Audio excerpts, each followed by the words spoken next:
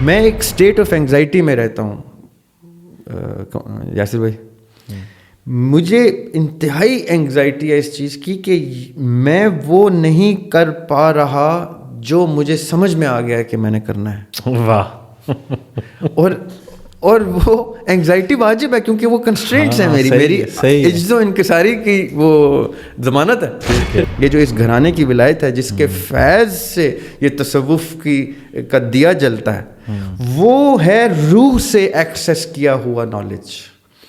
اس روح سے ایکسیس کیے ہوئے نالج کو جب یہ دیکھتے ہیں کہ نفس کی ایک دیوار آ کے اس ایکسیس کو لینے نہیں دیتی تو یہ نفس کے پیسج کو تزکیہ نفس کے تھرو ایکسیس کر کے اس روح کی ولایت اسی گھر کے توسط سے لیتے ہیں, تب جا کے ان کے دیے روشن ہوتے ہیں. بسم اللہ الرحمن الرحیم. میں یاسر جنجوعہ اور آپ دیکھ رہے ہیں یاسر جنجوعہ پوڈ کاسٹ.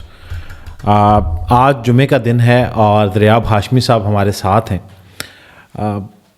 بہت ساری ایسی باتیں جو کہ میں بڑے دنوں سے چاہ رہا تھا کہ ہم کسی موضوع سے ہٹ کے دریاب بھائی سے ڈسکس کریں, اور کہیں نہ کہیں کومنٹس میں سوالات کی شکل میں بھی وہ مجھے نظر آتے رہے. تو آج انہیں تمام سوالات کے جوابات جو ہے وہ میں تلاش کروں گا اور آپ میرے ساتھ رہیے گا. سر السلام علیکم. وعلیکم السلام. دریاب بھائی, مراقبے کے عمل پہ بلیو رکھتے ہیں؟ میں ہر اس عمل پہ بلیو رکھتا ہوں یاسر بھائی جو کسی بھی مکتبہ فکر میں اور کسی بھی شخص کے ساتھ اپنا ریلیشن شپ اسٹیبلش کر سکتا ہو کسی بھی سطح پہ. اگر اس کنیکشن میں اس کو رب مل جاتا ہے یا اس کو اس کے سوال کا جواب مل جاتا ہے تو وہ اس پروسیس کو یوز کر سکتا ہے, لیکن اس پروسیس کو ایسا ریچول نہ بنا لے کوئی کہ جیسے اس کے علاوہ کہیں سے ملتا ہی نہیں ہے. تو دعاؤں کا جو سلسلہ ہے وہ بہت سارے لوگوں کے ذہن میں جملوں کی حد تک یہ بات ہے کہ مراقبے کے دوران اگر کوئی دعا کی جائے تو آپ اللہ تعالیٰ سے اتنی قربت میں ہوتے ہیں کہ وہ دعا قبول ہو جاتی ہے. اچھا, یہ تو ایک الگ موضوع ہے.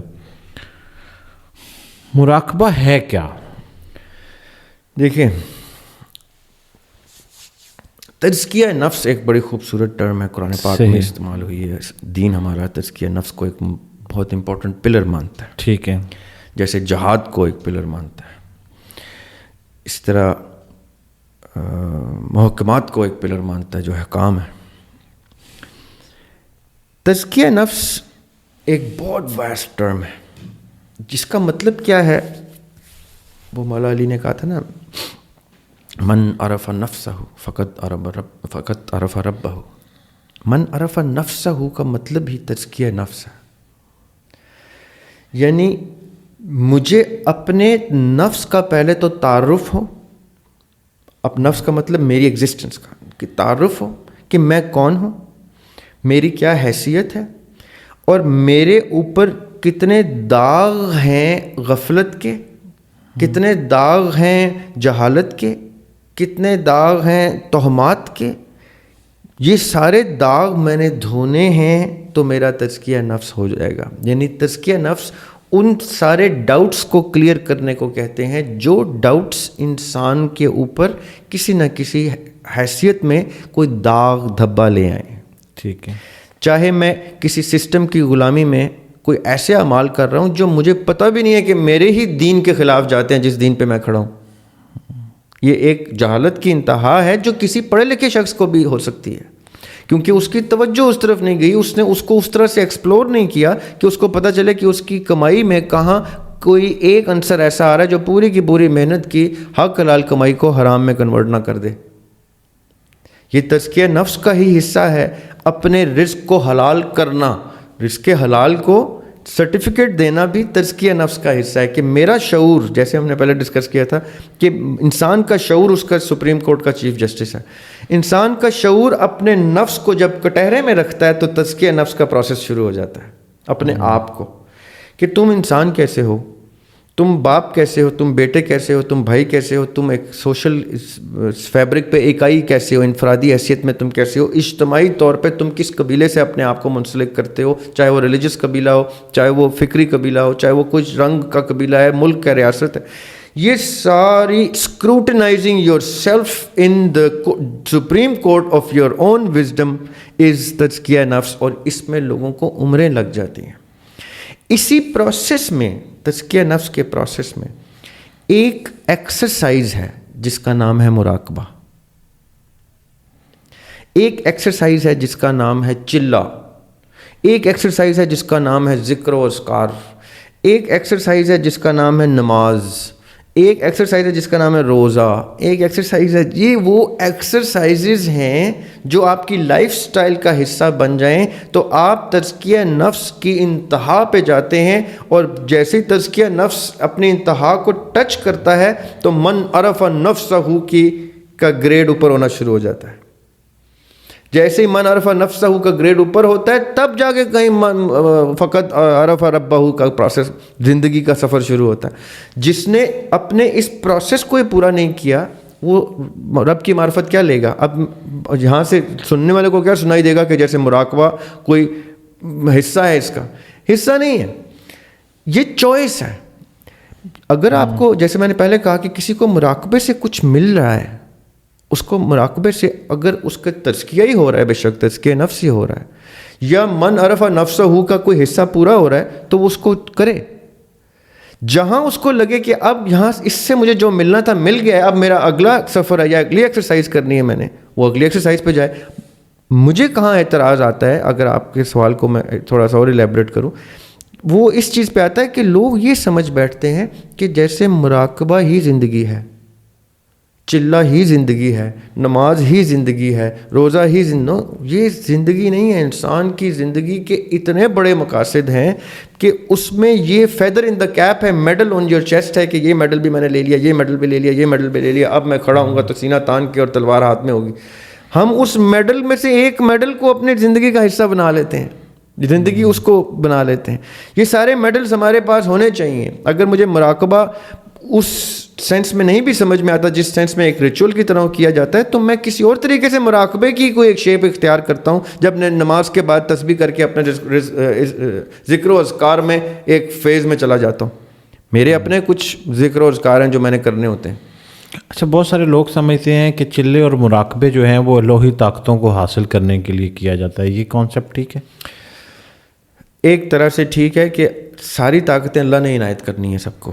جس الہ کو بھی وہ پوج رہا ہے، جو مراقبہ کر رہا ہے یا جو چلہ کر رہا ہے، وہ کسی نہ کسی رب سے وہ طاقت وصول کر رہا ہے. ٹھیک ہے، اس میں اعظم سے کر رہا ہے یا کسی تسبیح سے کر رہا ہے یا کسی وظیفے سے کر رہا ہے. وہ اللہ تعالیٰ کے ناموں میں، اللہ تعالیٰ کے کلام میں، اللہ تعالیٰ کی معرفت میں چھپے ہوئے وہ انٹویشنز لینا چاہ رہا ہے جو آسمان سے، رب کی طرف سے اجازت کی، اذن کی صورت میں آتے ہیں اور چھاتی میں سے، چیسٹ میں سے، صدر میں سے روح کی صورت میں ان لاک ہوتی ہیں. جیسے ہی یہ ان لاک ہوتی ہیں، ادھر سے حق عیاں ہونا شروع ہوتا ہے، ونڈو کھلتی ہے حق عیاں ہونے کی، ادھر سے وہ روشنی کو انسائڈ ہوتی ہے.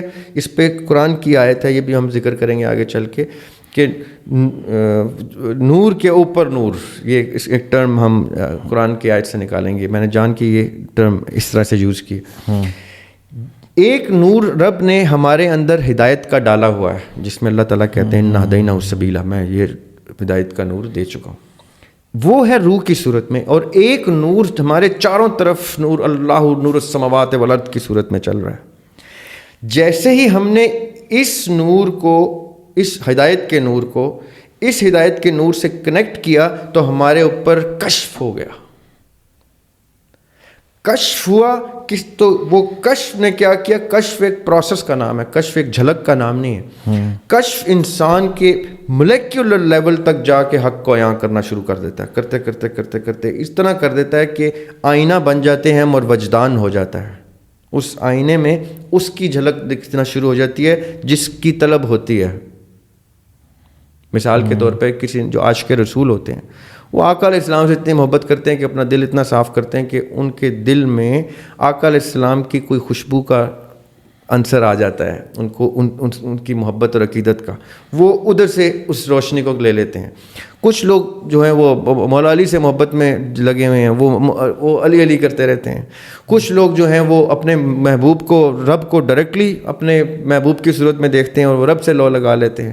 کچھ لوگ آپس میں محبت کی انتہا میں پہنچ جاتے ہیں. وہ اس نور کو انسان کے اندر کے آپس کے نور کو دو کو کنیکٹ کر دیتے ہیں کہ اس نور کو ہدایت کے نور کو ہدایت کی صورت میں, معرفت کی صورت میں, جو کہ وہ ہم نے خسرو کی ربائی ڈسکس کی تھی, من تو شدم تو من شدی, میں تو بن گیا تو میں بن گئی.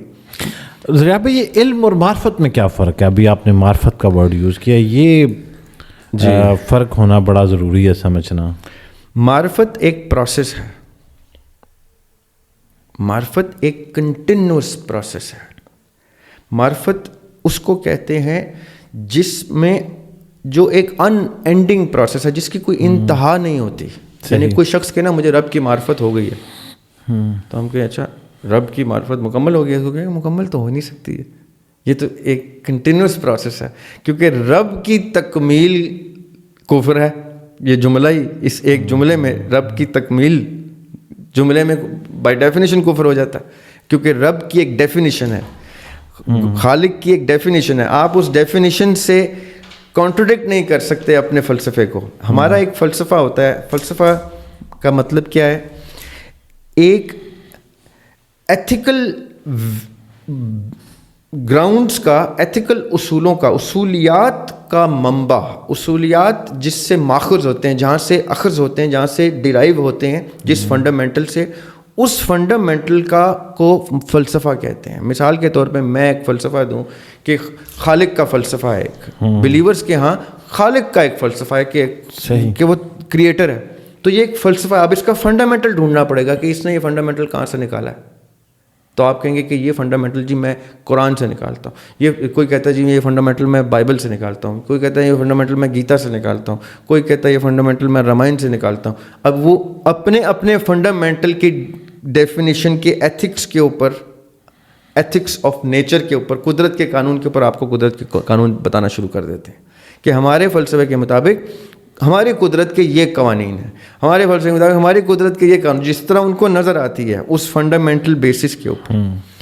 اب معرفت کیا کرتی ہے؟ معرفت اس فنڈامنٹل تک پہنچ جاتی ہے. معرفت کا مطلب کیا ہے کہ میں اس دروازے کو وا کر چکا ہوں, یا مجھ پہ اللہ تعالیٰ نے وہ دروازہ کھول دیا ہے, جس میں اب علم پہ آتے ہیں. علم کا سفر ہے معلوم تک. کوئی چیز مجھے میرے علم میں اس لیول پہ آ گیا کہ مجھے پتہ ہے, میں کہنا شروع کر دوں کہ مجھے پتہ ہے یہ بات. میں یہ نہیں کہوں کہ میرے علم میں ہے کہ ایسا بھی ہے, مجھے پتہ ہے اس لیول پہ کہ جو یقین کی انتہا پہ آ جائے, یقین محکم کو پہنچ جائے جب, تو یہ علم نے معلوم کا سفر کیا. اسی طرح معرفت نے عرفان کا سفر کرنا ہوتا ہے. معرفت کی بگننگ سرچ سے ہوتی ہے اور اس کی انتہا عرفان پہ ہوتی ہے کہ اس کا تعارف اس طرح سے کھل جائے آپ پہ. جس بھی چیز کی معرفت کے سفر میں آپ پروسیس میں, اس کا تعارف اس طرح سے کھل جائے کہ جب آپ سے کوئی پوچھے یا آپ اپنے آپ سے پوچھیں کہ یہ کون ہے جس کا میں معرفت میں ہوں, تو آپ سے وہ اس کی ڈسکرپشن بہنا شروع کر دے. آپ اس کے ایسے ایسے رنگ کھولنا شروع کر دیں کہ سننے والا کہے یہ کس رنگ میں دیکھ پا رہا ہے, جس میں سے ایک رنگ بھی مجھے مل جائے تو میرا علم معلوم کے سفر میں آ جائے گا. یعنی علم سے معلوم کا سفر معرفت کے عرفان تک کے سفر سے کتنا مختلف چل رہا ہوتا ہے. اب علم سے معلوم کا سفر مشاہدے کے اوپر اور مطالعے کے اوپر مبنی ہوتا ہے. میں نے کوئی چیز پڑھ کے یا کوئی چیز دیکھ کے یا کسی چیز کو سن کے سمجھ کے کسی چیز کو معلوم کر لیا. معرفت کا سفر باطن سے شروع ہوتا ہے. اس کی ابتدا ہی باطن سے ہوتی ہے کہ مجھے مشاہدے سے آزاد کر دیا آپ نے, اور میری ایک ایسی سینس کو اسٹیبلش کیا جس کو ہم شعور, لا شعور, تحت شعور, ہم اس طرف چلے گئے باطن کی طرف, جہاں ہمیں دیکھنے کی قید نہ ہو, محسوس کرنے کی 5 سینسز کی قید نہ ہو, ہمارے اوپر اس کا کشف ہو, وجدان ہو اور پھر عرفان ہو. یہ معرفت کی منازل ہیں. اب معرفت کا پروسیس دیکھیں ڈیفرنٹ ہو گیا علم کے پروسیس سے. علم میں تو انفارمیشن بھی ایڈڈ فیچر ہوتا ہے, معرفت میں انفارمیشن نہیں چاہیے ہوتی. معرفت انفارمیشن کو ویریفائی کر رہی ہوتی ہے. حالت وجد کیا ہے؟ ابھی آپ نے وجدان کہا. وجدان کی حالت میں انسان کسی اور کیفیت میں ہوتا ہے, اور جو اکثر ہم سنتے ہیں کہ کسی شخص پہ وجد طاری ہو گیا, یہ کیا ہے؟ وجدان وہ سٹیٹ ہے, اور یہ ٹائم میں اسٹیٹ ہے، یعنی یہ اس پہ اس وقت پہ وہ اسٹیٹ طاری ہوتی ہے جب کشف کے بعد، جب کشف اپنی انتہا کو پہنچتا ہے اور انکشاف ہو جاتا ہے کسی چیز کا. مثال کے طور پہ ریاض بھائی اس کو کنٹینیو کرتے ہوئے کشف اور الہام میں بھی آپ نے فرق بتانا ہے. جی جی جی جی جی اب آپ کنٹینیو کریں. کشف ایک کھڑکی ہے، ٹھیک ہے. وہ کھڑکی جب کھلتی ہے اور اگر اس میں سے، اب میں اگزامپل دوں کہ میرے دل کی کھڑکی کھلی، اب دیکھیں باتوں میں الفاظ میں یہ بات سمجھنے کی کوشش کیجیے. دل کی کھڑکی کھلی، اس میں سے روشنی نکلی اور باہر کی روشنی کے ساتھ یونائٹ ہوئی، اور وہ اتنی کھلتی گئی کھڑکی کہ میں خود کا پورا وہ روشنی بن گیا، جو روشنی باہر کوانسائڈ ہو رہی تھی. جیسے ان دو روشنیوں کا ملاپ تو وجدان طاری ہو گیا، وجدان اسٹیبلش ہو گیا، وجد ہو گیا. اب یہ جو وجد ہے اس میں پھر ڈفرینشیٹ نہیں ہو سکا کہ اس میں کون ہوں اور وہ کون ہے جس کا وجدان ہو رہا ہے. ہم اس طرح ضم ہو گئے ہیں. اب جیسے ہم دیکھنے والا تو ڈفرینشیٹ نہیں کر پا رہا کیونکہ اس کو، یا سننے والا، کیونکہ جو چیز ڈسکرپشن آ رہی ہے وہ تو یہ بتا رہی ہے کہ جیسے یہ یونائٹ ہو گئے ہیں. اصل میں یونائٹ نہیں ہوئے،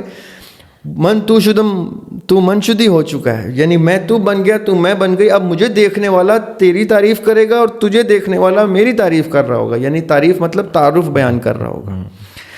اب یہ جو وجدان کی کیفیت ہوتی ہے، یہ وہ وصل ہوتا ہے، یہ وہ ملاپ ہوتا ہے جس میں یہ دونوں ری یونائٹ ہو جاتے ہیں. جیسے یہ دونوں کا مطلب طالب اور مطلوب، طالب اور طلب، ٹھیک ہے. جس چیز کی طلب ہے اور طالب مل جائیں. میں لاہور کا طالب تھا، لاہور پہنچ گیا، اب میں لاہور میں داخل ہو گیا ہوں. جیسے میں لاہور میں داخل ہو گیا ہوں تو آپ گوگل ارتھ سے دیکھیں گے تو میں نظر نہیں آؤں گا، لاہور ہی نظر آئے گا. صحیح ہے، ٹھیک ہے. میں کہوں گا جی میں ہی لاہور میں ہوں، آپ کہیں گے ہاں تم لاہور ہو اس ٹائم، اور لاہور تم ہو، کیونکہ میرے لیے برڈز آئی ویو سے تم ایک ہو چکے ہو. حالانکہ جب ہم ایکسپلور کریں گے تو میں ایک الگ اینٹیٹی ہوں، لاہور الگ اینٹیٹی ہے. لیکن اس وقت میں عاشق وچ وصال دے رہندے، باہو نے کہا کہ عاشق اس کیفیت کے اندر رہتے ہیں. بتا رہے ہیں. جیسے میں نے ایک شعر لکھا تھا، تعارف ابن آدم قصبہ و مسکن بہشت اپنا. میں ایڈریس بتا رہا ہوں اپنا. تعارف یعنی اگر مجھے خط لکھنا ہے کس نے تو تعارف ابن آدم قصبہ و مسکن بہشت اپنا، بحکم ایزدی مدفون ہوتے ہیں زمینوں میں. کہ میرا پتہ یہاں کا نہیں ہے، یہاں خالی میں نے دفن ہونا ہے. میں آیا یہاں سے نہیں ہوں، نہ میں یہاں رہوں گا، یہاں کا مکین نہیں ہوں میں، یہاں قیام ہے میرا کچھ دیر کا، پھر میں نے واپس چلے جانا ہے. تو مجھے جس نے خط لکھنا ہے وہ ادھر کا ایڈریس پہ لکھے، یہاں پہ میں ٹیمپریری رہ رہا ہوں. کہتے ہیں نا ہمارے آئی ڈی کارڈ پہ لکھا ہوتا ہے ٹیمپریری ایڈریس، پرماننٹ ایڈریس. اب یہ ٹیمپریری ایڈریس سے جب کوئی واپس ریٹرن ہو جاتا ہے یاسر بھائی، تو وہ اپنے اس اوریجن پہ ری یونائٹ ہو جاتا ہے. وہ لاہوریا ہے تو وہ لاہور پہنچ کے ری یونائٹ ہو رہا ہے. صحیح ہے، رائٹ. اب لاہور وہ ہے اور وہ لاہور میں ہے، اس میں کوئی شک ہی نہیں ہے. وہ پوچھیں گے نا کدھر ہے تو کہے گا لاہور، یہی جواب ہوگا نا. کدھر ہو تم؟ لاہور. لاہور میں ہوں میں، لاہور میں. یہ کیا ہو رہا ہے؟ اس کو وجدان ہو گیا ہے. میں ایگزامپلری ہائپوتھسس دے رہا ہوں تاکہ ہمیں سمجھ آ جائے. یہ وہ کیفیت ہے جس کے اندر عاشق رہتا ہے. عاشق کہتا ہے میں وصل کے اندر رہتا ہوں. اب مجھ سے آپ میرا معشوق جدا نہیں کر سکتے کہ میں تو وصل کے اندر آ چکا ہوں. یہ ہے وہ وجدان کی کیفیت. یہ ہے معرفت کی وہ سو کالڈ انتہا، کیونکہ انتہا تو کچھ بھی نہیں ہوتی، وہ تو ایک کنٹینیوس پروسیس ہے. لیکن وجدان کے بعد عرفان واجب ہو، یعنی عرفان ہو گیا آپ کو. اب آپ سے کوئی پوچھے تو آپ کہیں گے کہ مجھے دیکھ لو گے تو تمہیں میرا معشوق نظر آئے گا. رومی کا جو رقص ہے وہ کہتے ہیں کہ وجدان کو حاصل کرنے کے لیے ایک پروسیس ہے، یہ خاص عمل ہے.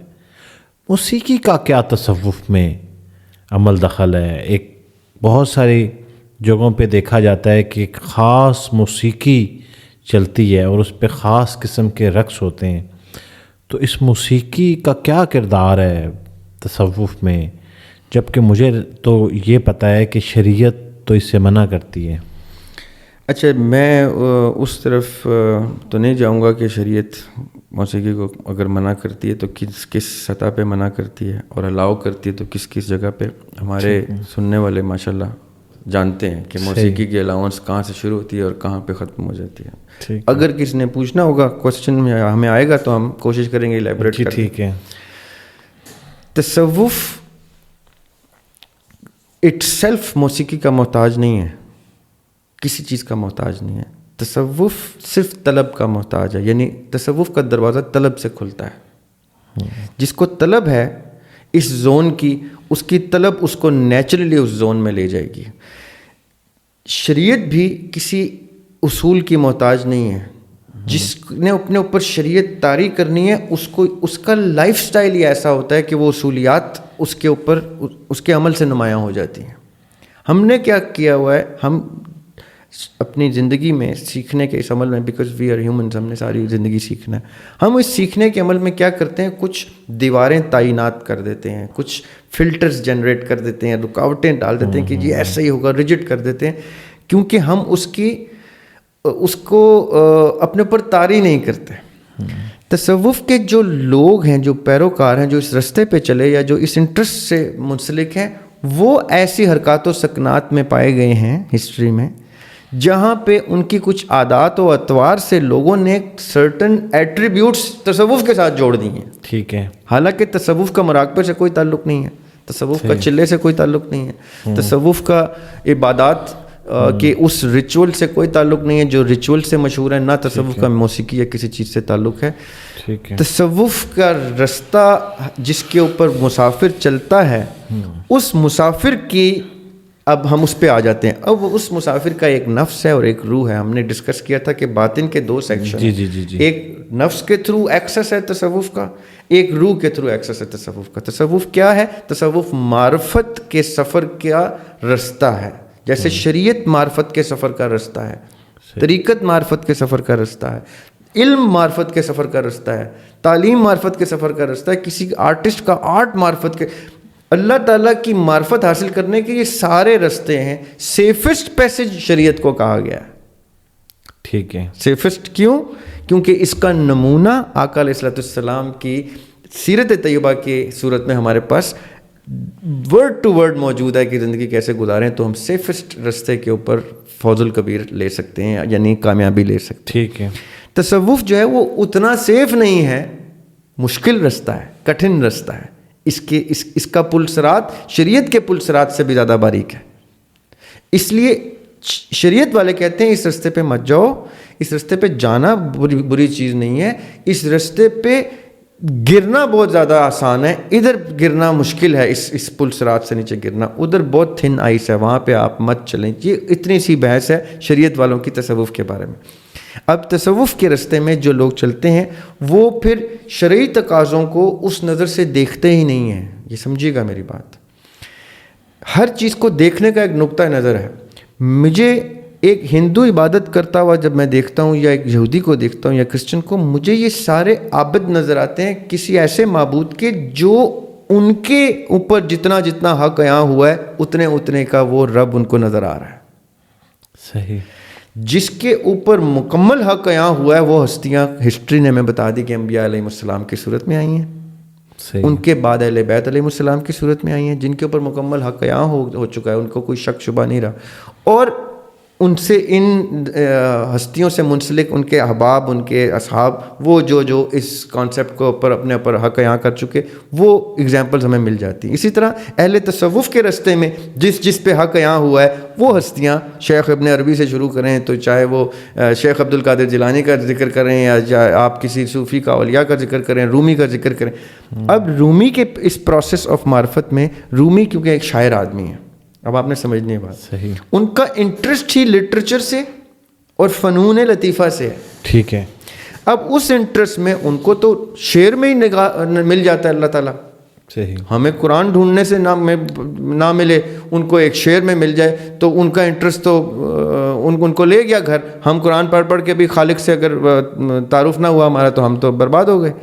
تو ان کے لیے تو وہ شعر سوٹیبل ہوا, کسی کے لیے کوئی چیز کوئی رستہ ہے. اب وہ ہوتا کیا ہے کہ جب وہ شاعری کرتے ہیں تو شاعری ہوتی ہے میٹر کے اوپر. یاسر بھائی, شاعری میں ہوتے ہیں ماترے.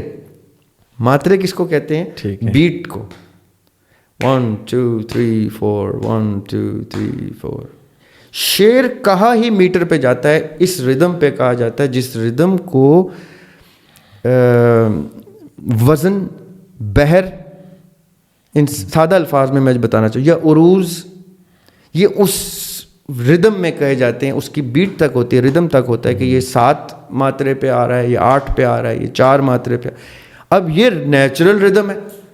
اب وہ شعر جب بولے گا, میں نے کہہ دیا خودی کو کر بلند اتنا کہ ہر تقدیر, اب میں جان کے اس کو ردم میں پڑھوں کہ ہر تقدیر سے پہلے خدا بندے سے خود پوچھے پتا تیری رضا کیا ہے.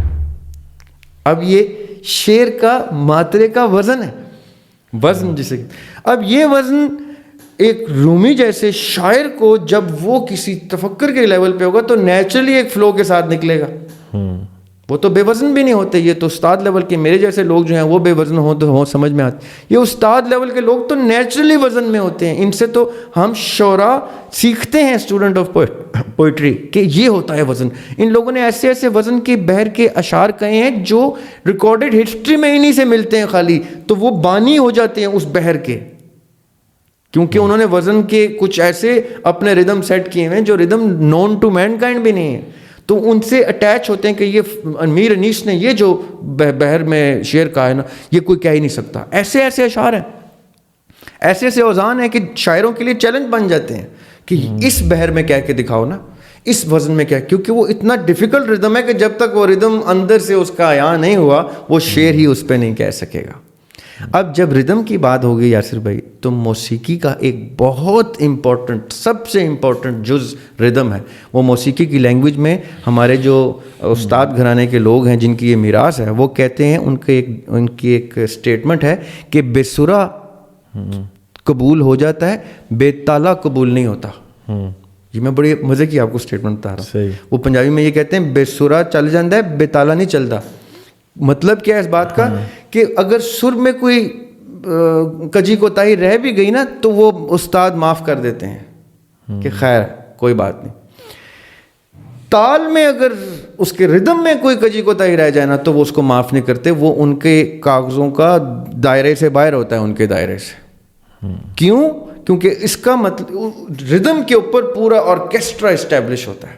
وہ ایک کنڈکٹر ایسے سے کر رہا ہوتا ہے آرکیسٹرا کے سامنے, وہ اس ردم کے اوپر پورے اور 200 بندوں کے آرکیسٹرا کو چلا رہا ہوتا ہے.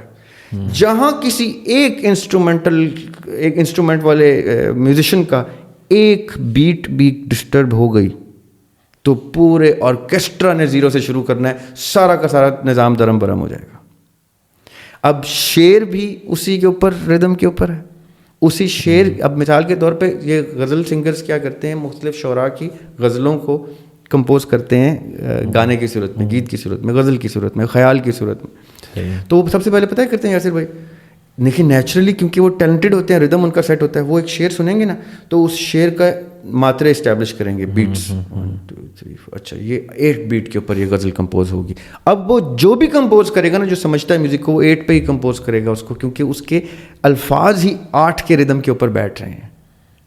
صحیح. اس 8 کی بیٹ کو کہتے ہی غزل کیروا ہے. غزل کیروا ہوتا ہی 8 بیٹ کا اسٹرکچر ہے جس پہ غزل آ جاتی ہے, زیادہ تر غزلیں آ جاتی ہیں.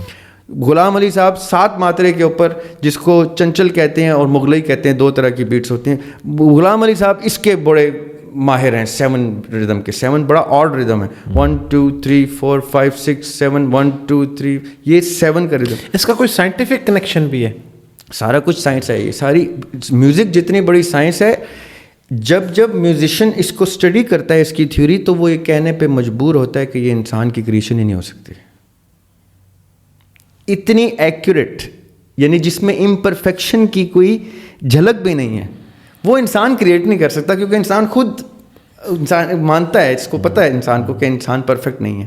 جو بینگ پرفیکٹ نہیں ہوتی وہ پرفیکٹ کریشن نہیں کریٹ کر سکتی. پرفیکٹ کریشن کریٹ کرنے کی ڈیفینیشن ہی یہ ہے کہ وہ کسی پرفیکٹ بینگ سے آ سکتی ہے. صحیح. دیکھیں امپرفیکٹ چیز کوئی پرفیکٹ چیز کو کیسے جنم دے سکتی ہے, چاہے وہ سوچ ہی کیوں نہ ہو, رائٹ. ہم آج تک کیوں اتنے خداؤں میں ڈسٹریبیوٹڈ ہیں, اتنے لوگ اتنے رنگوں میں خدا دیکھتے ہیں, کیونکہ ہم پرفیکٹ نہیں ہیں. ہماری امپرفیکشن کیا ہوتی, اس کی گنجائش اسٹیبلش ہوتی ہے کہ ہاں میرا یہ آگ بھی میرا خدا ہو سکتا ہے, ہاں یہ بھی میرا. لوگ انسان نے اپنی امپرفیکشن میں بہت تصورات میں خدا کو دیکھا ہے. اللہ تعالیٰ بھی اسی لیے ادھر گزر کرتا ہے, اسی لیے ان کو دیے جا رہا ہے, کیونکہ اللہ تعالیٰ کو پتہ ہے کہ میں نے ایک جو بینگ بنائی ہے اس کے اندر خطا کی گنجائش رکھی ہوئی ہے.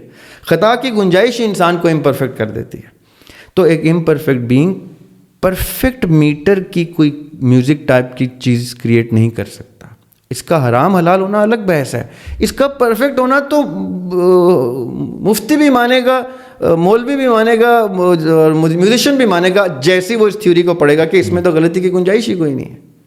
جیسے میتھس ہے, میتھس میں غلطی کی گنجائش کوئی نہیں ہے, میتھس کے 2+2 4 ہی آئے گا, رائٹ. اتنا میتھمیٹیکل, اتنا سائنٹیفک اسٹرکچر ہے میوزک کا, میوزک کی کریشن کا, چاہے وہ انسٹرومنٹ کے بجانے سے تعلق رکھتا ہو, چاہے وہ گانے سنانے سے تعلق رکھتا ہو, چاہے وہ شاعری سے تعلق رکھتا ہو جو شاعری وزن پہ آئے گی. یہ سب کی سب چیزیں جو ہیں, میں آپ کو ایک انٹرسٹنگ بات قرآن پاک کی بھی بتاتا ہوں. قرآن پاک کی جو تجوید کا کانسیپٹ ہے یاسر بھائی, وہ بڑا سپر نیچرل کانسیپٹ ہے. قرآن پاک کی تجوید اتنی ضروری ہے کہ اگر ہم کسی دن صرف تجوید کی افادیت اور تجوید کی اہمیت کے اوپر ہم پوڈ کاسٹ کریں تو لوگ پریشان ہو جائیں کہ یہ آپ نے کیا کر دیا ہمارے ساتھ. تجوید جو تلاوت کی تجوید ہے, جو قرات کی تجوید ہے, اس میں اللہ تعالیٰ نے یہ تک بتایا ہے کہ جب تلاوت کرنی ہے ہم نے اس پروسیس کو, تو کس ٹون میں لے کے جانا ہے, اس کو کتنے الف تک اوپر کھینچنا ہے جب مد آئے, شد میں اور جزم میں اور ان چیزوں میں کہاں ٹھہر کے آگے چلنا ہے, کتنی دیر کا ٹھہراؤ واجب ہے. یہ نوٹیشن ہے, نوٹیشن آف میوزک جیسے ہوتی ہے, یہ نوٹیشن آف تجوید ہے.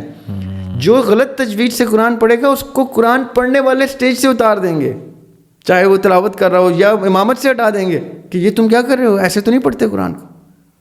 ایگزیکٹلی اسی طرح جیسے میوزیشین کہتے ہیں کہ یہ بے سرا ہے, بے تالا ہے, یا اس کی لے میں فرق ہے, اسی طرح اللہ تعالیٰ کی ڈیوائن نوٹیشن جو قرآن پاک کی ہے وہ اتنی خوبصورت ہے یاسر بھائی کہ جب ہم نوٹیشن کو کسی دن ڈسکس کریں گے نا, تو میں اس کے کچھ آپ کو جو مجھے تھوڑی بہت اپنی طالب علمی میں پتہ ہے میں وہ بتاؤں گا کہ the notation of تلاوت of Quran and the notation of music اتنا فرق ہے کہ انسان کو اپنا کام اتنا ادنا لگے گا یاسر بھائی, اتنا ادنا لگے گا کہ وہ کہے گا کہ اب مجھے پتہ چلا کہ موسیقی کا یہ رخ تو اتنا خطرناک ہے کہ ایک طرف گاڈز وے آف لسننگ ہے, اللہ تعالیٰ نے اپنے حسن سماعت کا بتایا ہے کہ اس طرح پڑھو گے میرے تلاوت کو بھی, میرے کلام کو بھی اس طرح پڑھو گے تو وہ اکنالج ہوگا. یہ اللہ تعالیٰ نے اپنے لسننگ سٹینڈرڈ بتائے ہیں کہ تلاوت تم نے بغیر تجوید کے اس طرح سے نہیں کرنی کہ جیسے مرضی پڑھ لو. اب اگزامپل دیتا ہوں میں ایک میوزیشین کو کہتا ہوں یہ میں اپنی غزل دے رہا ہوں آپ کو پڑھنے کے لیے, آپ نے اس کو کمپوز کرنا ہے. وہ کمپوز کرتا ہے, مجھے پسند نہیں آتے, میں اسے کہتا ہوں میرا شعر اس طرح سے ہائی لائٹ نہیں ہوا اس مصرے میں جس طرح سے آپ نے یہ مصرع کیا. تو وہ میوزیشین کیا کرے گا یاسر بھائی, اس وقت تک اس کی طرز چینج کر کے مجھے بائی تھیوری بتاتا رہے گا, اب میں نے یہ کیا ہے, اس راگ میں اس کو کیا ہے, اس راگ کی یہ کیفیت ہے, اس کے یہ سر ہیں, آپ کا یہ شعر اس میں اس طرح سے اٹھا ہے, رائٹ. اور میں کنونس ہوں گا تو میں کہوں گا ٹھیک ہے اب آپ گا لیں, رائٹ. یہ پروسیس ہوتا ہے کسی شاعر کا نیچرل اصلی پروسیس, لوگ بغیر پوچھے بھی گا جاتے ہیں, اصولاً یہ پروسیس ہوتا ہے. قرآن پاک کو پڑھنے کا اللہ تعالیٰ نے طریقہ اسی طرح بتایا ہے کہ تم نے میری یہ آیت ایسے ہی نہیں پڑھ جانی, اس میں اس جگہ ایسے زور دینا ہے, اس جگہ ایسے اٹھانا ہے, اس کو اس جگہ سے اتنا ٹھہر کے چلنا ہے. یہ حسن سماعت ہے رب کی, یہ سٹینڈرڈ دیے اللہ تعالیٰ نے کہ اس سٹینڈرڈ پہ اگر تم اپنے گلے کو لے آتے ہو, اور آپ یقین کریں جتنے بھی آپ قاری مشاعری الفاظ صاحب کو اللہ زندگی دے, وہ پہلے سنگر تھے. اچھا. اس کے بعد انہوں نے تلاوت شروع کی قرآن پاک کی, اور اتنی خوبصورت کہ وہ بین ہو گئے تھے. ان کو مکہ میں یا مدینہ میں, مکہ میں میرا خیال ہے بین کر دیا گیا تھا, کہ آپ کو سننے کے لیے لوگ آ رہے ہیں, نماز کے انٹرسٹ سے نہیں آ رہے. ان کی آواز کا سحر ایسا تھا, ان کی آواز کی فالوئنگ یہ تھی, اس لیول پہ تھی. حکومت نے ان کی قرات بین کر دی تھی. اچھا, اب یہ کیا ہو رہا ہے, جب اللہ تعالیٰ کی دی ہوئی نوٹیشن کے اوپر اپنا انسان اپنے گلے کو لے کے آتا ہے نا, تو یقین کریں جتنے بڑے بڑے فن خوان گزرے ہیں نا, ہمارے بڑے بڑے استاد, یقین کریں ان استادوں نے کہا ہے کہ اس اللہ تعالیٰ کی دی ہوئی کلام کی قرات کے اوپر کوئی چیز نہیں جچتی, کوئی انسان کا کام نہیں جچتا, وہاں موسیقی جو ہے خطرے میں پڑ جاتی ہے. اب رومی کیونکہ شاعر تھے, ان کا ایک ردم تھا, اس ردم کے اندر وہ مگن تھے, مست تھے, یعنی وہ کسی کیفیت میں ہوتے تھے. اور اس کیفیت میں وہ کہتے ہیں کہ میں جب میرے اوپر جب یہ وجدان طاری ہوتا ہے کسی بھی اسٹیٹ آف مائنڈ میں, تو مجھے سب کچھ گھومتا نظر آتا ہے, سب کچھ حرکت میں نظر آتا ہے. تو وہ جو ڈینس لائک اے درویش ہے نا, وہ ان کا وہ گھومنے کا تصور ہے. آج سائنس بھی یہی کہتی ہے یاسر بھائی, سب کچھ گھوم رہا ہے, سب کچھ حرکت میں ہے. سائنس نے یہ ایکسپلور کیا ہے اپنے ٹولز سے. اہل تصوف یہ ایکسپلور کرتے ہیں اپنے معرفت کے سفر میں, اپنے آپ کو ایکسپلور کرنے میں. اس میں پھر دو رستے ہیں, ایک ہے نفس کے تھرو اور ایک ہے روح کے تھرو. جو نفس کے تھرو بھی کرتے ہیں, یہ جتنے عقائد چل رہے ہیں نا گدی در گدی, یہ اسی تزکیہ نفس کے تھرو ایک سرٹن مقام پہ پہنچ کے اپنے درجات اسٹیبلش کرتے ہیں. اور ان کے جو شیخین ہیں, جن کو یہ مان کے, جن کو یہ پڑھ کے, جن کی ولایت سے ان لوگوں نے یہ حاصل کیا ہے, انہوں نے کیا کیا ہے, انہوں نے روح سے یہ چیزیں حاصل کی ہیں. اب آپ سمجھ گئے, یہ جو مولا علی کی ولایت ہے, یہ جو اس گھرانے کی ولایت ہے, جس کے فیض سے یہ تصوف کا دیا جلتا ہے, وہ ہے روح سے ایکسیس کیا ہوا نالج. اس روح سے ایکسیس کیے ہوئے نالج کو جب یہ دیکھتے ہیں کہ نفس کی ایک دیوار آ کے اس ایکسیس کو لینے نہیں دیتی, تو یہ نفس کے پیسج کو تزکیہ نفس کے تھرو ایکسیس کر کے اس روح کی ولایت اسی گھر کے توسط سے لیتے ہیں, تب جا کے ان کے دیے روشن ہوتے ہیں. کشف اور الہام کو میں نے کہا تھا کہ آپ نے واضح کرنا ہے. جی, کشف اور الہام میں کیا فرق ہے؟ الہام یعنی انگریزی میں انٹویشن. الہام میں اور کشف میں فرق یہ ہے کہ کشف اس اسٹیٹ کا نام ہے جس اسٹیٹ میں کسی چیز کا انکشاف ہو رہا ہوتا ہے آپ کے اوپر. یہ کنٹینیوس پروسیس ہے کشف بھی. کشف یہ نہیں کہ ہو گیا اور ختم ہو گیا. صحیح. کشف بھی پھر آپ کشف میں آ گئے تو پھر آپ اسٹیٹ آف کشف میں ہیں. الہام اس انٹویشن کو کہتے ہیں جو اس کشف کے دروازے کھولتا جاتا ہے. مثال کے طور پہ میں نے کہا تھا دل کی کھڑکی کھلی. اب دل کی کھڑکی کھلی ہے تو دل میں ہی رہ جائے, بند ہو جائے. وہ دل کی کھڑکی کھل کے جب میرے اوپر طاری ہو رہی ہے تو وہ الہام کی صورت میں بجلیاں گر رہی ہیں, اور وہ جہاں جہاں گر رہی ہیں وہاں سے روشنی پھوٹ پڑ رہی ہے, یعنی ہدایت کی روشنی باہر آ رہی. تو وہ جو اسٹرائک ہے نا لائٹننگ کی, وہ ہے الہام. اور کشف اس کا نتیجہ ہے, الہام کا نتیجہ کشف ہوتا ہے. اچھا ریاب بھائی, اس گفتگو سے اب ہٹ کے, کیونکہ مجھے کبھی کبھی محسوس ہوتا ہے کہ میں اتنا زگ زیگ کرتا ہوں کنورسیشن کو, میرا کمپلیمنٹ ہمیشہ آف دا کیمرہ بھی رہتا ہے کہ آپ کو اللہ تعالیٰ نے پتہ نہیں کیا صلاحیت دی ہے کہ میں جو بٹن میرے ذہن میں آتا ہے میں تو پریس کر دیتا ہوں سوال کی صورت میں, اور آپ امیجیٹلی جو ہے وہ اس کے آنسر پہ پہنچ جاتے ہیں. اور لیکن نہیں, نیچرلی آپ کو بتاؤں, ہاں, آپ جو زگزیگ کرتے ہیں وہ اتنا خوبصورت زگزیگ کر رہے ہوتے ہیں ماشاء اللہ نیچرلی. آپ جا ہی اس ڈائریکشن میں رہے ہوتے ہیں جس ڈائریکشن میں ڈسکشن جا رہی ہوتی ہے نیچرلی, اسی لیے وہ فلو کے ساتھ ہم لوگوں کی. مجھے محسوس ہوتا ہے کہ شاید میں نے اب سوال تو کر دیا, اور ریاب بھی سوچ رہے ہوں گے یار کسی ایک موضوع پہ آپ رکیں. کبھی بھی میرے ذہن میں وہ سوالات اتنے زیادہ اکٹھے ہو رہے ہوتے ہیں, اور پھر جو بھی مجھے لگتا ہے میں وہ پوچھ لیتا ہوں. ریاب بھی ڈپریشن اور انزائٹی کے متعلق بہت سارے لوگوں نے مجھے ان باکس کیا ہے. اب باوجود اس کے کہ یہ ایک موضوع ہے اور ہم اس کو موضوع کی شکل میں جو ہے وہ ایک پوڈ کاسٹ کی صورت میں کریں گے. اب مجھے نہیں پتہ یہ آپ کا سبجیکٹ ہے, آپ سے ریلیونٹ ہے یا نہیں, لیکن جو لوگ یہ کہتے ہیں کہ ہم شدید قسم کی انزائٹی کا شکار ہیں, دریاب بھائی سے پوچھ کے کوئی ریمیڈی دیں, نکلنا چاہتے ہیں اس سے, کوئی ہے ریمیڈی آپ کے پاس؟ دیکھیں انگزائٹی دو طرح کی ہے. ایک وہ ہے جو بیماری کی صورت میں کسی کو تنگ کرنے پہ آ گئی ہے, اور ایک انگزائٹی ہے جو ہم نے اپنے اوپر خود طاری کی ہوتی ہے. اب دیکھیں مجھے اپنی انگزائٹی بڑی پسند ہے, کیونکہ میری انگزائٹی ہی میری صحیح کا کوشش کا کیٹلسٹ ہے. میں ایک اسٹیٹ آف اینگزائٹی میں رہتا ہوں یاسر بھائی. مجھے انتہائی اینگزائٹی ہے اس چیز کی کہ میں وہ نہیں کر پا رہا جو مجھے سمجھ میں آ گیا ہے کہ میں نے کرنا ہے. واہ. اور وہ اینگزائٹی واجب ہے کیونکہ وہ کنسٹرینٹس ہیں میری عجز و انکساری کی وہ ضمانت ہے. ٹھیک ہے. Good anxiety. اور ایک اینگزائٹی ہوتی ہے جس کے اٹیک سے میں گزرا ہوں جب مجھے ہیڈ ایکس ہوتے تھے اور اس کی ہائی ڈوز میڈیکیشن ملتی تھی تو ڈاکٹرز پہلے بتاتے تھے کہ اس کے جو سائڈ افیکٹس ہیں اس میں آپ کو اینگزائٹی اٹیک ہوں گے. تو جب مجھے پہلا اینگزائٹی اٹیک ہوا یاسر بھائی تو مجھے لگا میری موت واقع ہونے لگی ہے. اینگزائٹی اٹیک اتنا ڈینجرس ڈیزیز ہے. یہ جو دوسرا اینگزائٹی جس کی میں بات کر رہا ہوں جس کے بارے میں عموماً لوگ آپ سے سوال کرتے ہیں. ہاں جی. اس اینگزائٹی میں کیا ہوتا ہے کہ ہمارے دماغ کا ایک حصہ ہوتا ہے, میں زیادہ سائنٹیفک نہیں جاؤں گا, جو ہر ڈارک انرجی سے نیچرلی ہمارے بتائے بغیر ہمارے انوالنٹریلی اس کو کاؤنٹر کرتا ہے. ایک نیگیٹو فورس ہر وقت ایک پازیٹیو فورس کے بیلنس میں اس پلانٹ پہ موجود ہے. اس کو بھی سمجھیے گا سب کہ نیگیٹو فورس کتنی ضروری ہے. یعنی میں گاڑی نہیں چلا سکتا اگر آج فورس آف فرکشن ختم ہو جائے تو. میں چل پھر نہیں سکتا اس طرح سے اگر فورس آف فرکشن ختم ہو جائے. فورس آف فرکشن جو ہے یعنی جو رکاوٹی فورس ہے یہ ہماری ایگزسٹنس کے لیے واجب ہے. اسی طرح نیگیٹو, وہ میرے والد صاحب کا شعر مجھے یاد آ گیا کہ اچھا برا تو سب ہے توازن کے واسطے. اچھا برا تو سب ہے توازن بیلنس کے واسطے. کردار سب ہیں ایک لکھاری کی آنکھ میں.